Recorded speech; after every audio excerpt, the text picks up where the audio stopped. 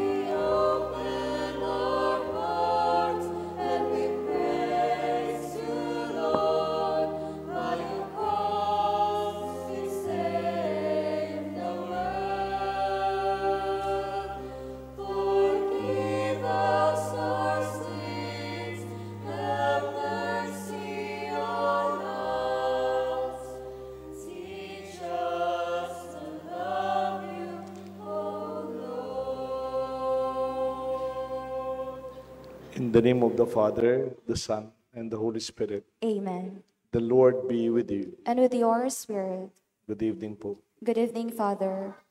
On the fourth Sunday of Lent, we celebrate Laetare Sunday, the joy of receiving God's mercy, the love of God that makes us who we are.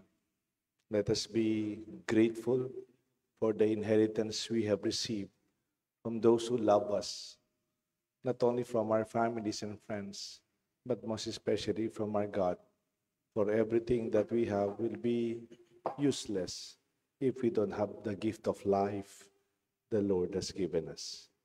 For the times that we have sinned, for the times we had been unhappy with what we have, for the times we did not even feel grateful for all the things the Lord has given us, we ask the Lord to forgive us.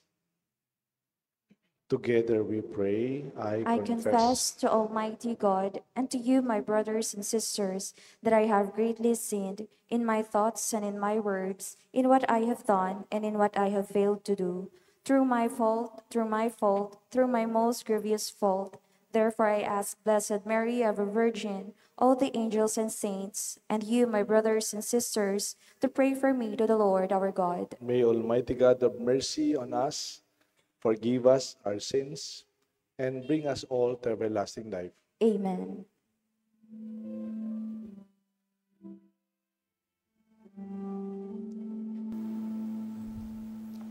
Ikaw na nag-aalis ng mga kasalanan ng mundo, Panginoon, maawa ka sa amin.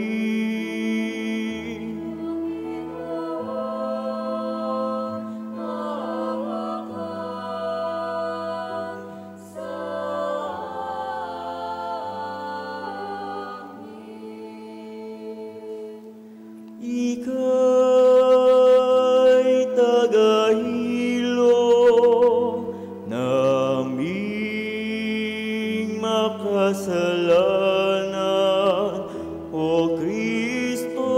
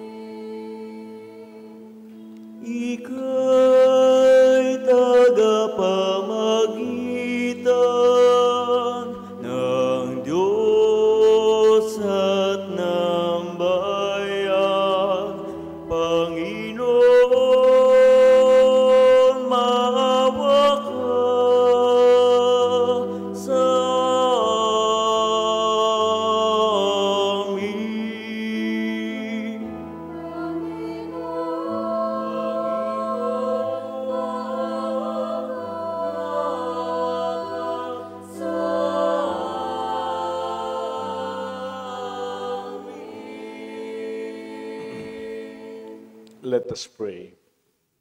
Kindly remember your intention, your personal prayer we offer in this Mass. O God, who through your word reconcile the human race to yourself in a wonderful way, grant, we pray, that with prompt devotion and eager faith, the Christian people may hasten toward the solemn celebrations to come. Through our Lord Jesus Christ, your Son, who lives and reigns with you in unity of the Holy Spirit, God, forever and ever. Amen. The Liturgy of the Word.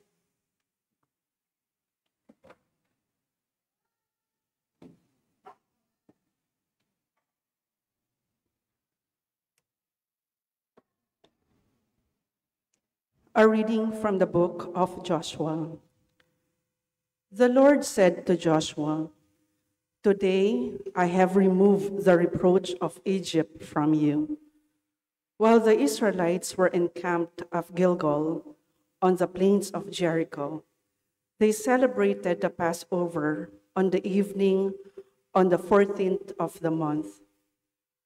On the day after the Passover, they ate of the produce of the land in the form of unleavened cakes and parched grain. On that same day after the Passover, on which they ate of the produce of the land, the manna ceased. No longer was there manna for the Israelites, who that year ate of the yield of the land of Canaan. The word of the Lord. Thanks be to God. Responsorial Psalm. Let our response be, "Taste and see the goodness of the Lord."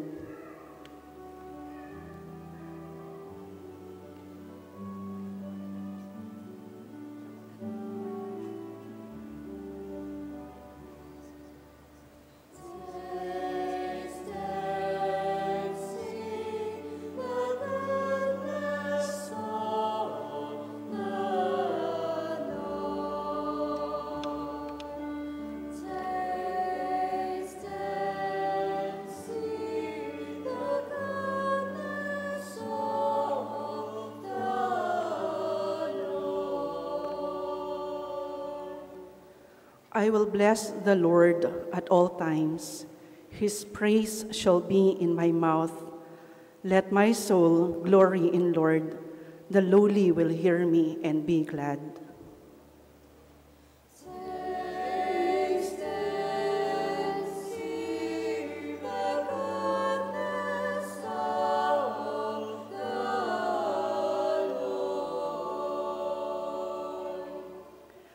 Glorify the Lord with me. Let us together extol his name. I sought the Lord, and he answered me and delivered me from all my fears.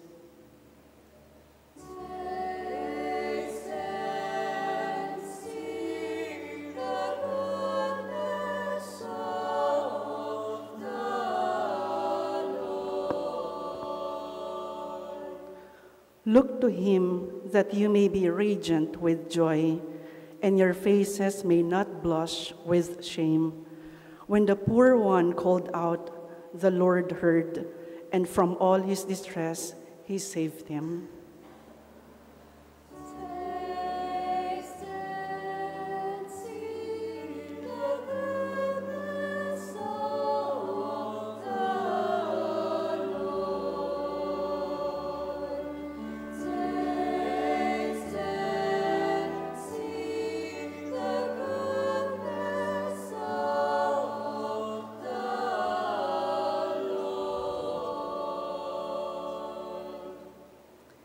A reading from the second letter of St. Paul to the Corinthians.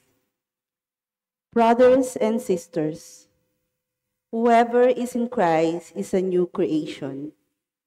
The old things have passed away. Behold, new things have come. And all this is from God, who has reconciled us to himself through Christ and given us the ministry of reconciliation. Namely, God was reconciling the world to himself in Christ, not counting their trespasses against them, and entrusting to us the message of reconciliation. So we are ambassadors for Christ, as if God were appealing through us. We implore you on behalf of Christ, be reconciled to God. For our sake, he made him to be sin who did not know sin, so that we might become the righteousness of God in him. The word of the Lord. Thanks be to God. Please all stand to honor the Holy Gospel.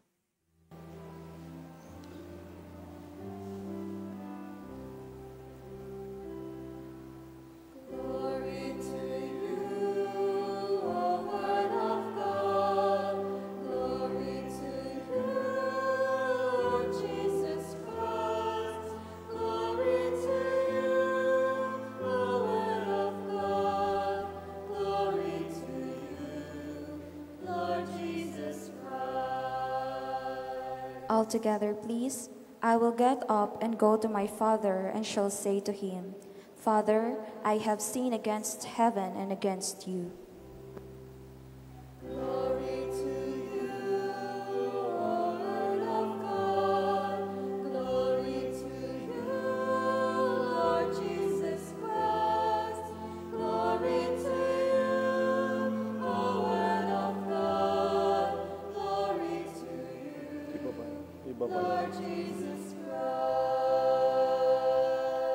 The Lord be with you. And with your spirit. A reading from the Holy Gospel according to St. Luke. Glory to you, O Lord. Tax collectors and sinners were all drawing near to listen to Jesus, but the Pharisees and scribes began to complain, saying, "This man welcomes sinners and eats with them." So to them Jesus addressed this parable. A man had 2 sons, and the younger son said to his father, "Father, give me the share of your estate that should come to me." So the father divided the property between them. After a few days, the younger son set off to a distant country for his inheritance, and he squandered his inheritance on a life of dissipation. When he had freely spent everything, a severe famine struck that country, and he found himself in dire need. So he hired himself out to the local citizens, who sent him to his farm to tend the swine. And he longed to eat his fill with the ponds on which the swine fed, but nobody gave him any. Coming to his senses, he thought, "How many of my father's hired workers have more than enough to eat, but here I am dying from hunger. I shall get up and go to my father, and I shall say to him, 'Father, I have sinned against heaven and against you. I no longer deserve to be called your son. Treat me as you would treat one of your hired workers.' So he got up and went back to his father. While he was still a long way off, his father caught sight of him and was filled with compassion. He ran to his son, embraced him, and kissed him. His son said to him, 'Father, I have sinned against heaven and against you. I no longer deserve to be called your son.' But his father embraced him and ordered his servants, 'Quickly, bring the finest robe and put it on him. Put a ring on his finger and sandals on his feet. Take the fattened calf and slaughter it. Then let us celebrate with a great feast, because this son of mine was dead and has come to life again. He was lost and has been found.' Then the celebration began. Now the older brother had been out in the field, and on his way back, as he neared the house, he heard the sound of music and dancing. He called one of the servants and asked, "What might this mean?" The servant said to him, "Your brother had returned, and your father had slaughtered the fatted calf because he had been back safe and sound." He became angry and said and refused to enter the house. The father came out and pleaded with him. He said to his father in reply, "Look, all these years I have served you, and not once did I disobey your orders. Yet you never gave me any, even a young goat to feast on with my friends. But when your son returns, who swallowed up your property with prostitutes, for him you slaughtered the fatted calf." He said to him, "My son, you are here with me always. Everything I have is yours. But now we must celebrate and rejoice, because your brother was dead and has come to life again. He was lost and has been found." The Gospel of the Lord. Praise to you, Lord Jesus Christ. In the name of the Father, and of the Son, and of the Holy Spirit.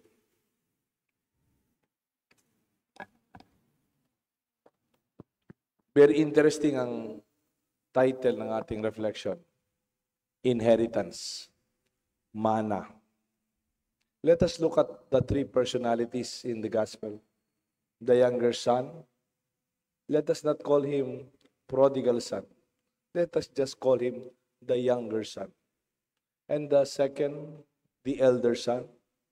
And lastly, the father. Tignan ho natin ang kanilang naging buhay.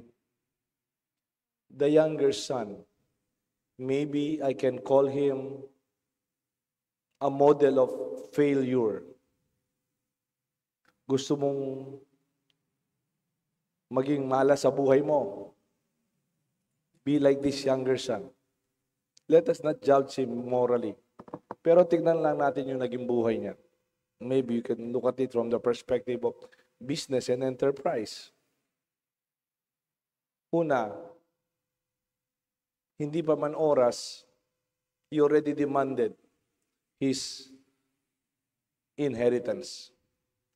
Hindi pa man panahon, parang hindi pa hinog, pinipitas na. Parang yung mga workers na hindi pa man nagtrabaho, nag-a-advance na. Baka itong batang ito, hindi pa man nag-contribute substantially to the estate of his father, and yet he wanted to get his share. Maybe he was longing for independence. But more than anything else, it's a big insult to the father. Buhay pa ang tatay mo, malakas pa yung tatay mo, kinukuha mo na ang mana mo. In fact, during the times of Jesus, even today, this is scorned at, parang hindi yata katanggap-tanggap. Usually, ang mana, it is initiated by the parents. Hindi tayo. Second, kung napansin nyo, no questions, binigay ng tatay. Ang masakit, after a few days, he sold and liquidated the property. Masakit na naman to sa tatay. Imagine, meron kang pinundar na bahay. Kaya house and lot, o kaya business. Tapos pagkatalikod mo, pinamana mo. Pagkatalikod mo, ilang araw lang, binenta. Okay lang sana, siguro, kung binenta niya out of business purposes. Pero hindi man eh. Binenta niya para magamit lang niya for luxury and pleasure. Ako, meron akong special bias sa ganyan eh. Inisip ko lang, hanggat maaari, huwag niyong ibenta ang property ng pamilya niyo. Kung pwede nga, yung pinamana sa inyo, make it grow, make it prosper, improve it, higher, bring it to the higher level. Pag may pinamana sa inyo, huwag niyo kagad isipin, gagasusin ko ito, ibebenta ko. Siguro mas magandang attitude, paano kaya palagawin palakihin ang properties, ang business, o mga bagay na binigay sa atin ng mga magulang natin. Huwag mo nang gastusin. May isang pamilya dito sa Pilipinas, one of the wealthiest family in the Philippines, top 5, nasa top 5 sila. Meron silang business strategy as a family. Kaya pinakamayaman sila sa Pilipinas, top 5. They do not sell their properties. They buy properties. You want to use my property? Okay. You lease it. Arkilayin mo lang pero sa amin pa rin. Parang the assets remain. They do not let go of what they already have. Kung minsan, ang iba, pagkamana, ang unang gagawin, bebenta. Number 3, napansin nyo itong bunsong anak. Wala naman income, pero may expense. CPA, paano yon? May income, walang expense. Ay, may expense, walang income. In the long run, negative. Di ba? Kahit gaano karami yung pera mo, kung gumagastos ka lang, wala namang pumapasok, I tell you, in the long run, even in the immediate time, you will lose everything. Ang malungkot pa dito sa bunso, nagpunta sa ibang bansa. Doon niya ginastos yung pera. Hindi man sa business sa good time. He squandered. Out of pleasure ng kanyang kabataan, siguro. Sa panahon ni Jesus, parang hindi acceptable yon in their nationalistic perspective. Bakit? Para sa kanila, pag may pera ka, gastusin mo sa sarili mong bansa. Dito mo gawin yung employment, yung business mo, para may ibang taong makinabang. Huwag mo idalang sa ibang bansa, silang makikinabang sa pera mo. Ganon sila, no? And yet, he did the other way around. Ano pag ginawa niya? He separated himself from the family. Hiniwalay niya ang kanyang sarili sa kanyang pamilya, sa kanyang kapatid, sa kanyang tatay, at saka sa kanyang komunidad. And then, ito pa ang nangyari. Other than separating himself, he realized, nung nagkaroon ng crisis doon sa bansang yon, he had nothing to contribute positively. Wala siyang skill. Wala siyang kakayahan. Tignan po ninyo. Sana marunong siyang kalpintero. Sana musician siya. O siguro butcher. O kaya marunong siyang maghalaman. Farming. Wala. Alam niyo naging buhay niya? Ang kaya niya? Magbantay ng baboy. How low can you go? Kasi po, nung panahon ni Jesus, yung mga baboy, actually, hindi man kinakain ng mga Jewish conservative religious rights. Pero siya, nagbabantay siya ng baboy na hindi man kinakain ng kapwa niya. Parang ang baba-baba ng kalagayan. Parang katumbas niya yung mga baboy na binabantay. Hindi man tupa, sana shepherd na lang siya.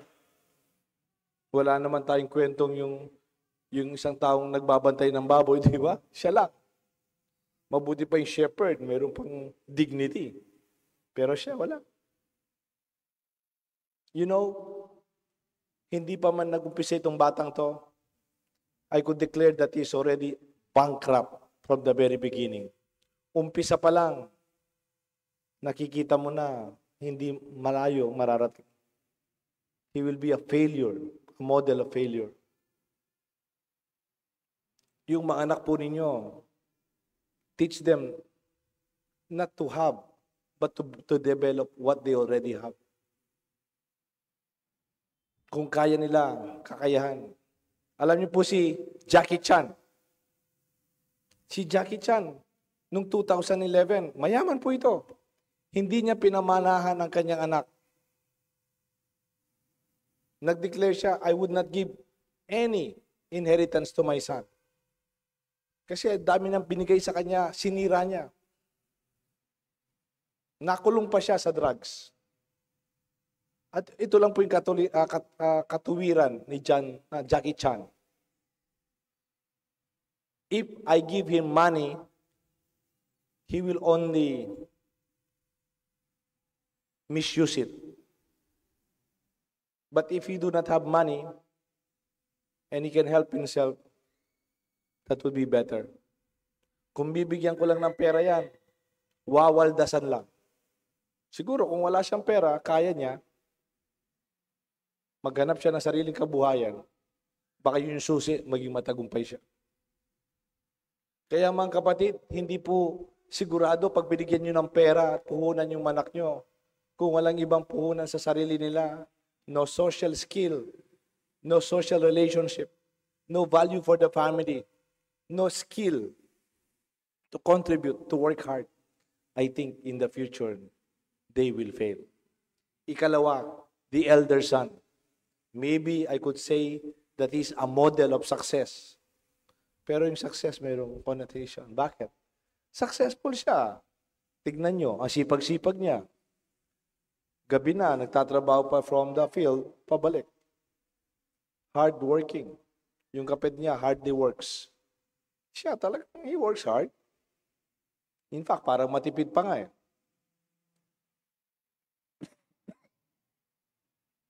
Hindi man siya naghingi kahit kambing lang para sa tatay niya. Mag-celebrate with his friends. Matagumpay siya. Mayaman pa. Bakit? Sabi ng tatay, my son, everything I have is yours. Siguro, napalago pa, napalaki, naparaming mga properties, dumami pa yung mga baka ng anak. Sa'yo lahat yan. Hindi ba matagumpay? Amen. Pero tignan mo yung matagumpay na kapatid na to, si kuya. Hindi siya masaya. Bakit di siya masaya? He was angry to his brother and maybe even to his father.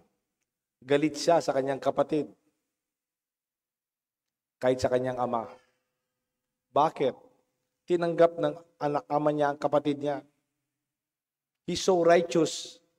Masyado siyang makatuwiran, hindi niya matanggap ang kapatid niya. Hindi niya mahal ang kanyang kapatid. Wala pa siyang respeto sa kanyang ama. Mayaman, yes, pero wala siyang respeto at pagmamahal. Tignan niyo ang sinabi niya nung kinausap siya ng tatay niya. Ano ang kanyang sinagot? Look, all these years I served you and not even disobeyed you. And then sabi niya, your son, ang anak mong yan. Hindi man sinasabing, ang kapatid ko, tatay, ama, yung kapatid ko, hindi. Ang anak mong yan. Very disrespectful. Pwede ka palang maging matagumpay, pero hindi masaya. Pwedeng matagumpay, pero jealous. Sabi niya, mabuti pa sa kanya. Pinatay mo yung pinatabang baka. Sa akin, wala. Kahit kambing, wala. He already have, but he feels it's not enough. Pwede pala yun.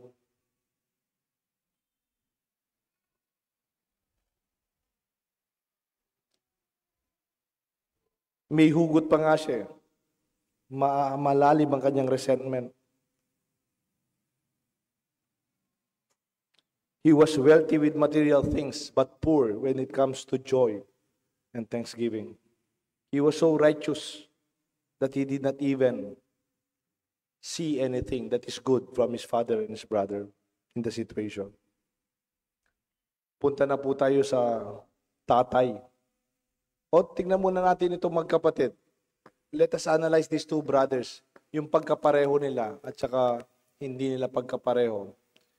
Una, yung hindi nila pagkapareho. Yung una, he lost everything. Yung isa naman, he have everything. He has sa kanya lahat. Yung isa nawala lahat. Yung isa, sa inyo lahat yan. Yung isa, he works hard. Yung bunso naman, he hardly work. Pero tingnan nyo, ang laki ng pagkaiba nila, pero meron silang kapagkapareho. Pareho silang hindi masaya. One is sad, one is angry, furious, and jealous. Meron pa silang pagkapareho, they are both ungrateful. Pareho silang walang pagpapasalamat. Pakinggan nyo. Yung abanghalyo, haba-haba. Nung pinamana sa bunsong anak, ang kanyang mana binigay, nagpasalamat ba siya? Tay, salamat ha. Binigay mo na yung mana ko. Wala. Sinabi ng tatay sa panganay, ang lahat ng sakin sa'yo. Nagpasalamat ba siya? Hindi. Did you notice something? It does not matter, mahirap ka o mayaman. Pag hindi ka nagpapasalamat, hindi ka magiging masaya. Unless you become grateful, you will never be happy. Kaya pareho silang in misery.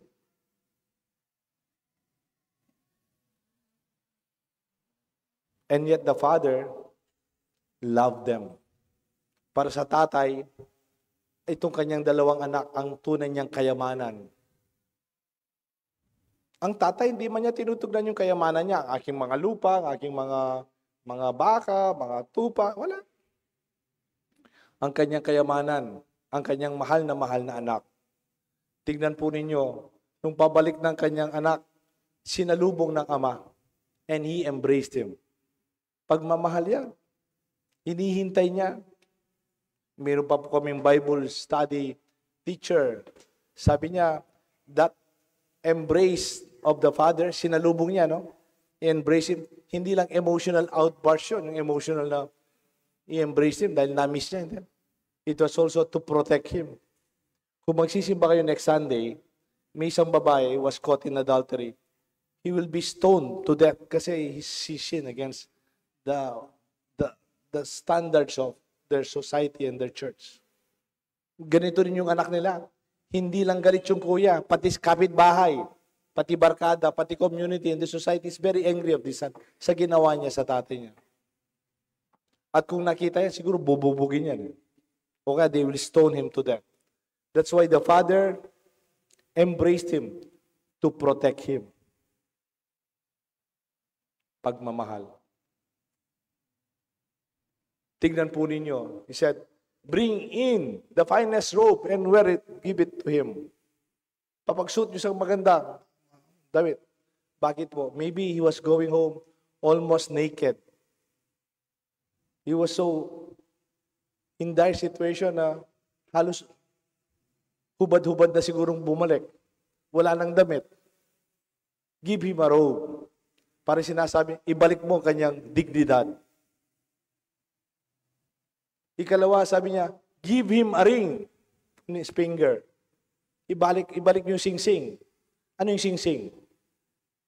It is his identity.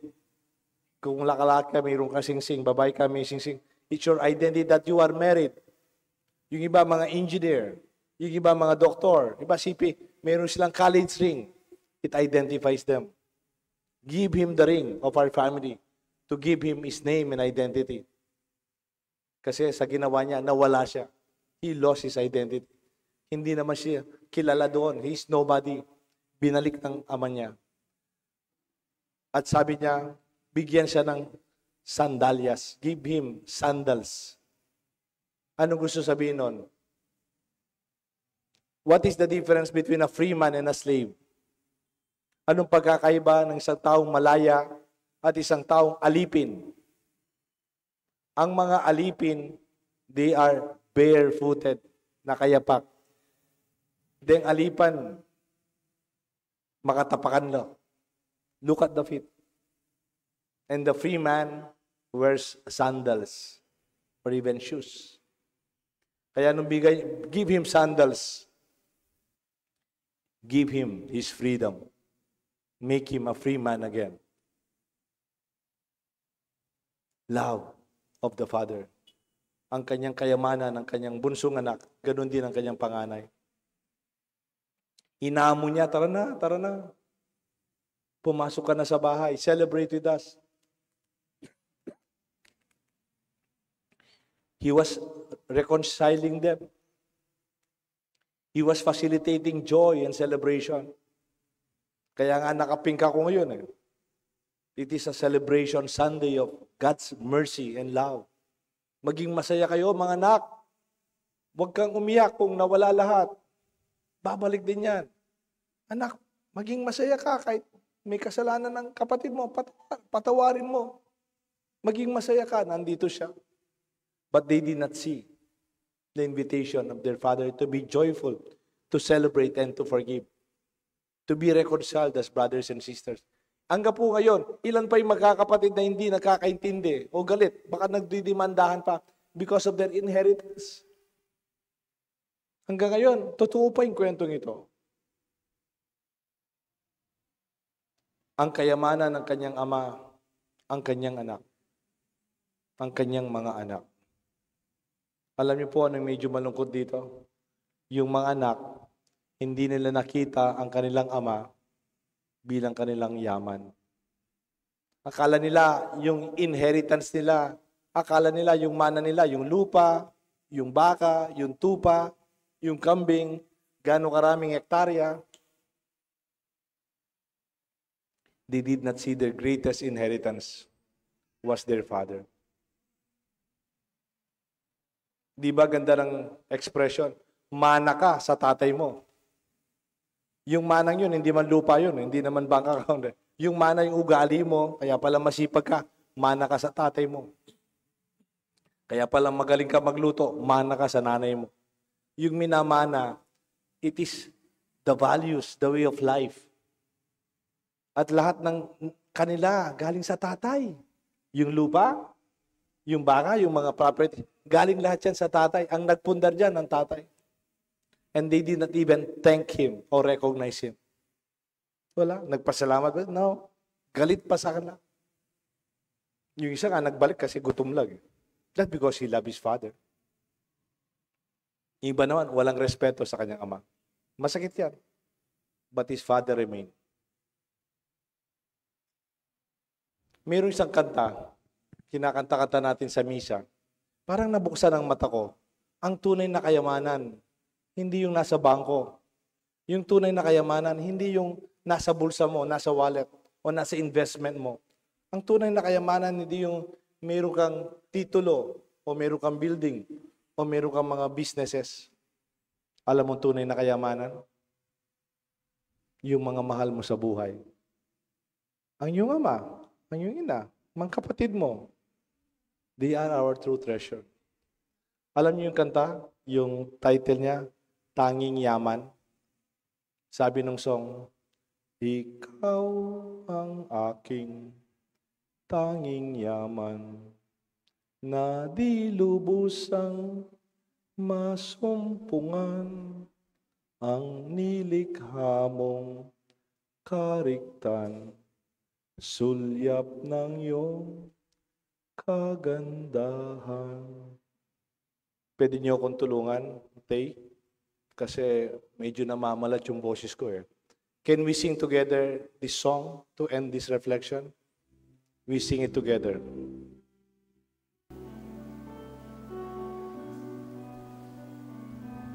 We sing with the choir. Hanggang second verse lang, second verse. Tayo po lahat.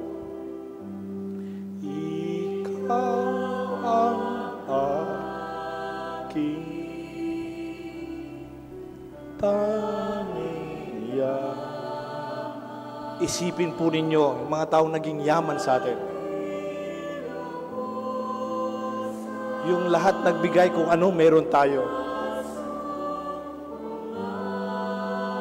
Tignan nyo, ang tunay nyong kayamanan nasa mga taong nagmamahal sa iyo.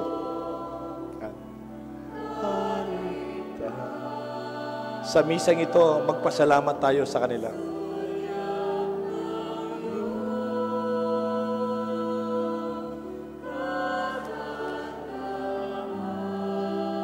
Ganyan din ang pagmamahal ng Diyos sa atin.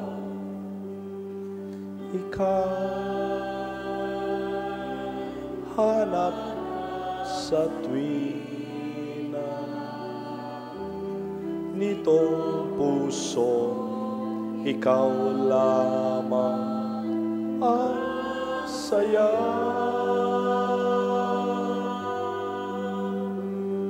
Sa ganda na umaga,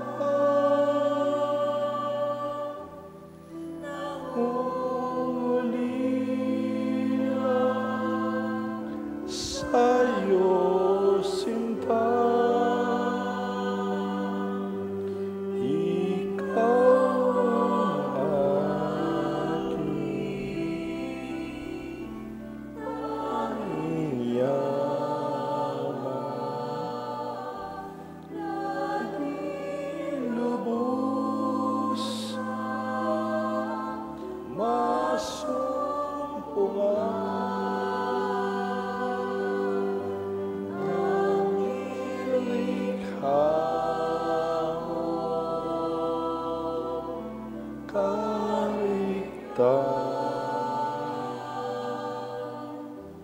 Sulyap ng iyong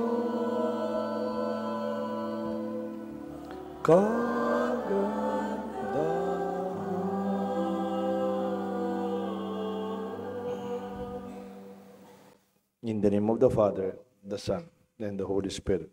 Amen. Let us all stand and let us profess our faith. Together, I believe in one God, the Father Almighty, creator of heaven and earth, and in Jesus Christ, his only Son, our Lord, who was conceived by the Holy Spirit, born of the Virgin Mary, suffered under Pontius Pilate, was crucified, died, and was buried. He descended into hell, and the third day he rose again from the dead. He ascended into heaven, and is seated at the right hand of God the Father Almighty. From there he will come to judge the living and the dead. I believe in the Holy Spirit, the Holy Catholic Church, the communion of saints, the forgiveness of sins, the resurrection of the body, and life everlasting. Amen. Father, you welcome sinners with your abounding mercy. With confident faith, we call upon your divine goodness to refresh and renew us which we pray. Merciful Father, hear us. Merciful Father, hear us. For our church leaders, may they be living witnesses of God's infinite mercy, especially through their pious administration of the sacrament of reconciliations and through acts of love, we pray. Hear us. For all civil leaders, may they strive to imitate you, O Father, not as jealous God, prone to anger, but as a loving Father who wants the best for his children, we pray. Merciful Father, hear us. For those who lost their faith in God, may they come to their senses and retrace their step to you, O God, who alone can satisfy all human longings, we pray.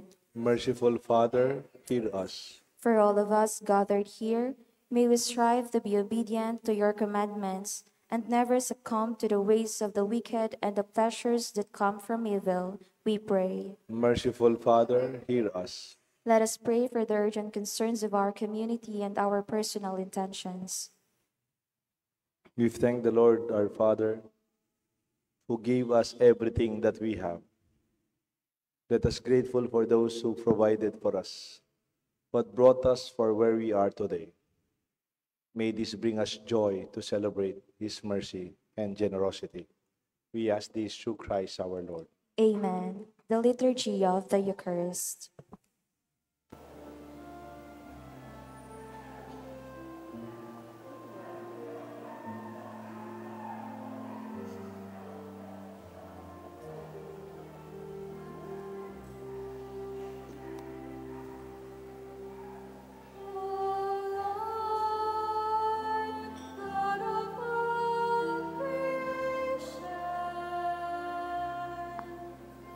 Now we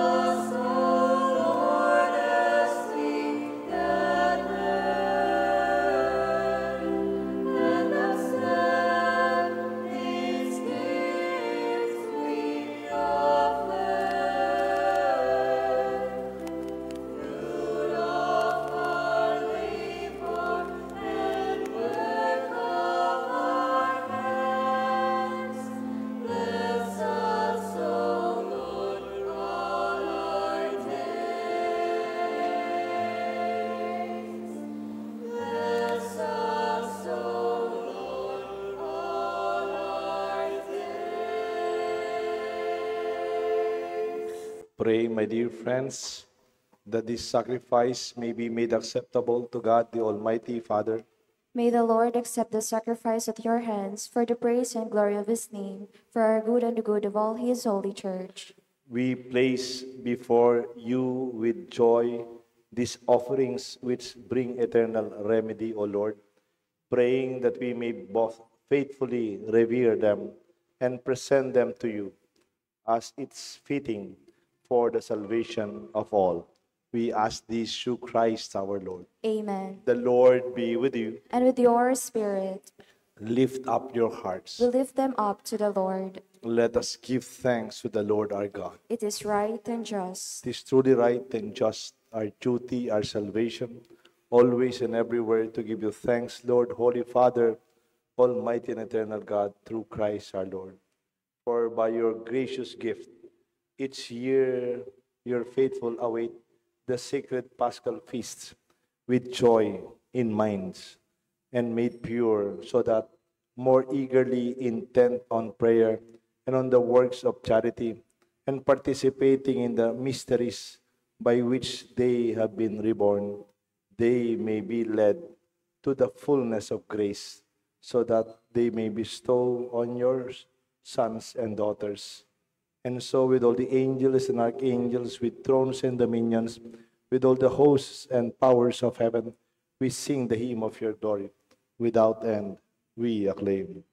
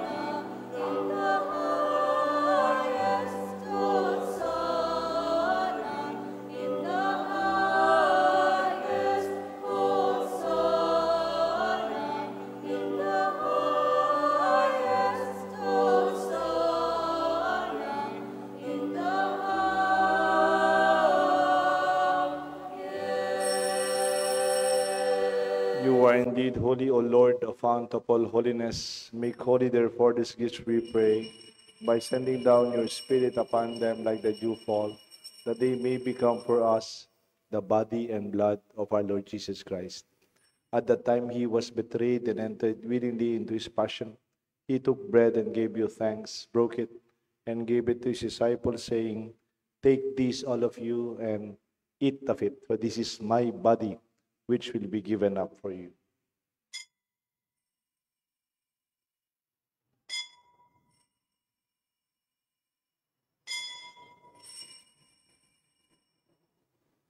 In a similar way, when supper was ended, he took the chalice, once more giving thanks.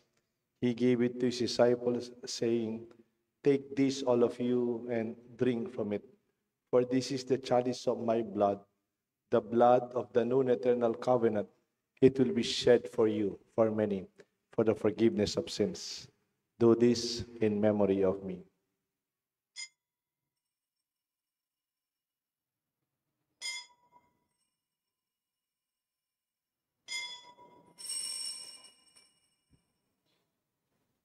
The mystery of faith.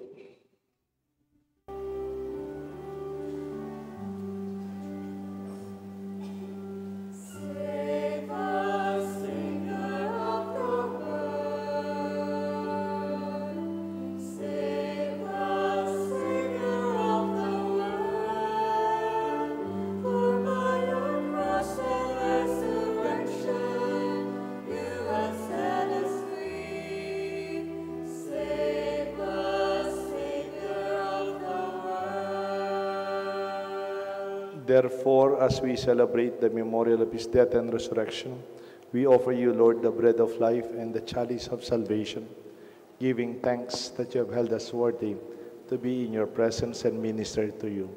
Humbly we pray that partaking of the body and blood of Christ, we may be gathered into one by the Holy Spirit. Remember, Lord, your church spread throughout the world. Bring her to the fullness of charity, together with Francis, our Pope, Florentino, our Archbishop, and all the priests and all our friends who serve you in our church, especially here in our parish at the Holy Cross. Remember our brothers, our sisters who have fallen asleep in the hope of the resurrection, and those who have died in your mercy. Welcome them into the light of your face.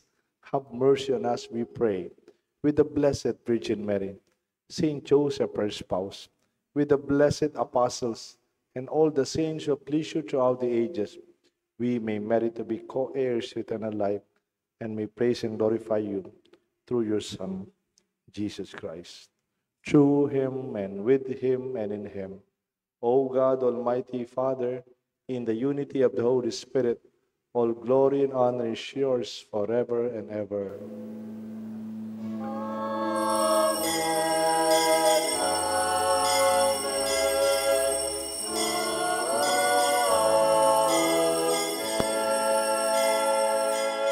At the Savior's command and formed by divine teaching, let us call God our Father the way Jesus taught us.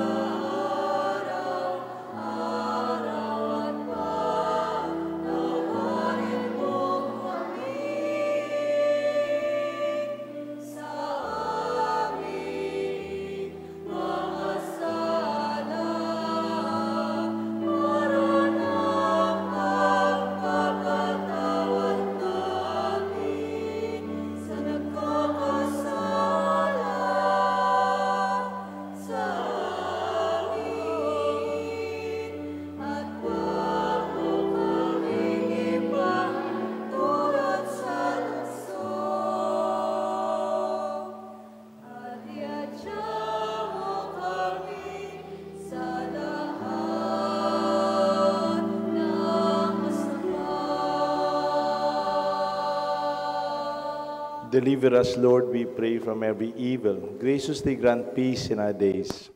In your mercy, keep us free from sin and safe from all distress, as we await the blessed hope and the coming of our Savior, Jesus Christ. For the kingdom, the power, and the glory are yours now and forever. Lord Jesus Christ, you said to your apostles, I leave you peace, my peace I give to you. Look not on our sins, but on the faith of your church, and grant us the peace and unity of your kingdom, where you live forever and ever. Amen. The peace of the Lord be with you always. And with your spirit. We greet each other, my dear friends, with a sign of peace. Peace be with you.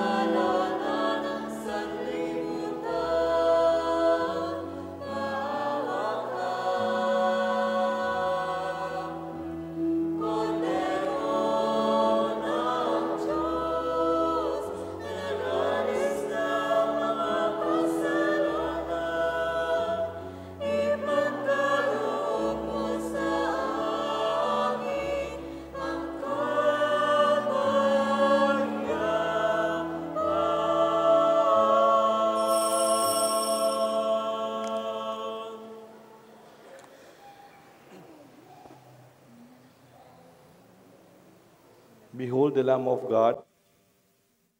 Behold him who takes away the sins of the world. Blessed are those called to the supper of the Lamb. Lord, I am not worthy that you should enter under my roof, but only say the word, and my soul shall be healed.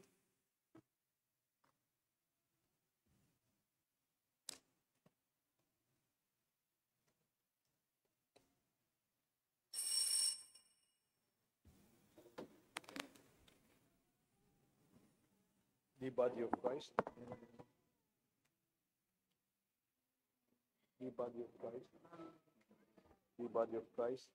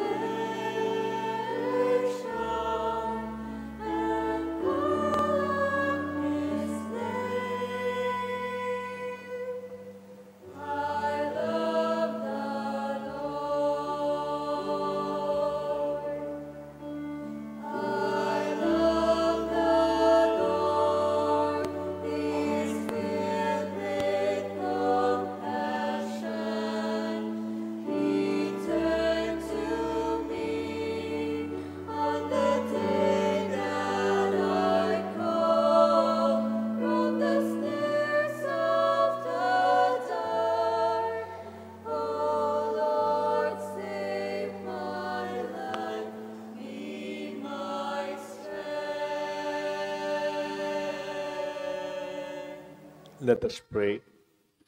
O God, who enlighten everyone who comes into this world, illuminate our hearts with the splendor of your grace, that we may always ponder what is worthy and what is pleasing to your majesty, and love you in all sincerity. We ask this through Christ our Lord. Amen. On April 4, every Friday po ito, first Friday, Meron po tayong Station of the Cross, Via Crucis. Mag-umpisa po sa Purok 3, das 4 hanggang Purok 5, dito po sa may Palengke. And then magmimisa po tayo doon sa may Del Pilar Street, home of Ate Feli Ferrer. Mag-umpisa po ng 4:30 in the afternoon, and then alas 6 evening yung misa natin doon sa Purok 5. And then April 5 afternoon, we will be having our confirmation ng mga bata. Naghahanda na po sila. So sa April 5, meron po tayong kumpil, alas 2 ng hapon, with Father Win Santos, our Vicar Foreign. And on Palm Sunday, meron po tayong Blessing of the Palm doon sa Purok 6 sa basketball court, alas 6 ng umaga. And from there, we'll have a procession hanggang alas 7 dito sa ating misa. Hanggang doon na muna ang ating mga announcements. The Lord be with you. And with your spirit. And may the blessings of Almighty God rest upon you and your family, the Father, the Son, and the Holy Spirit. Amen. Reconsider your true wealth. Kilalanin ho ninyo kung sinong tunay niyong kayamanan. And also, always recognize your true inheritance. Learn to be grateful. Recognize the real source. Our Mass is offered. Let us go in peace. Thanks be to God.